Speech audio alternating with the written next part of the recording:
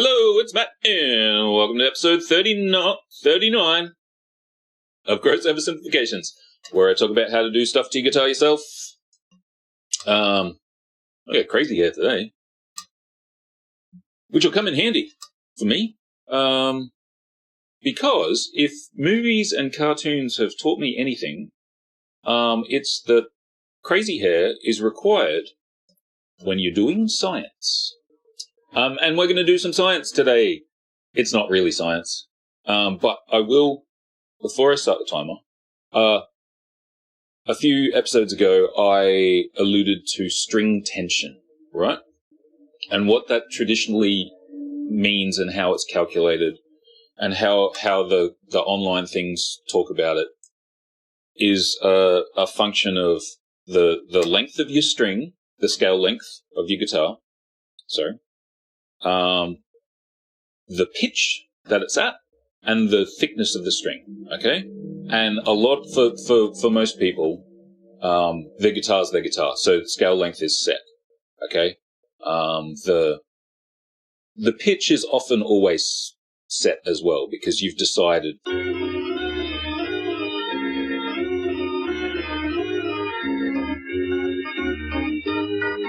tuning. You know, if you want your guitar to feel different, a lot of the time people don't tune down.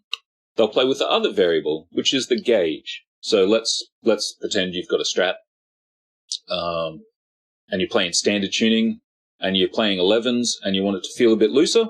You might drop down to like 9s or 10s or something. You want it to feel tighter, then you go up to 12s or whatever. Doesn't matter. So that's what people play with, right? That's all there is to it, right? Now, so let's do that and talk about 3 minutes about string tension. The other thing.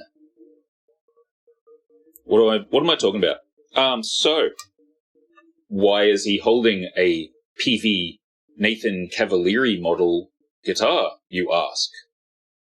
Why has it got 2 strings on it, you ask?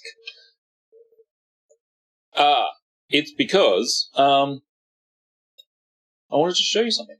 It's quite interesting. So I've got a 16-gauge Elixir string here and a 16-gauge Elixir string here. They're tuned roughly the same to B, and on the same scale length. So they should be the same, right?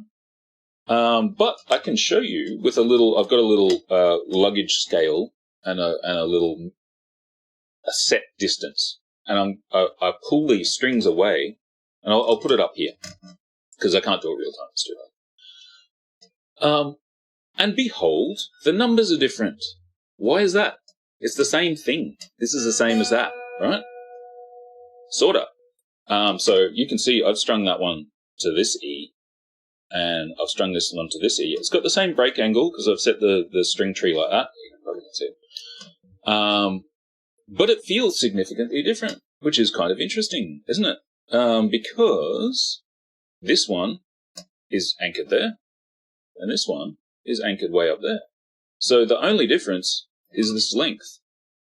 And this gets to now all the people that are smarter than me online will, engineers come at me.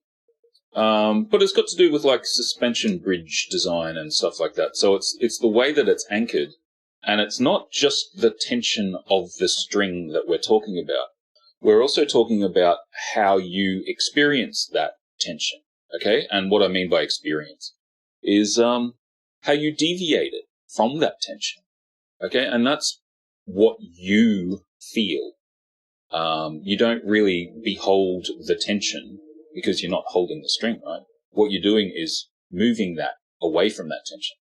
So, why does your guitar, that is the same scale length, same pitch, same string, feel different to the other guitar that you've got that's exactly the same for all intents and purposes?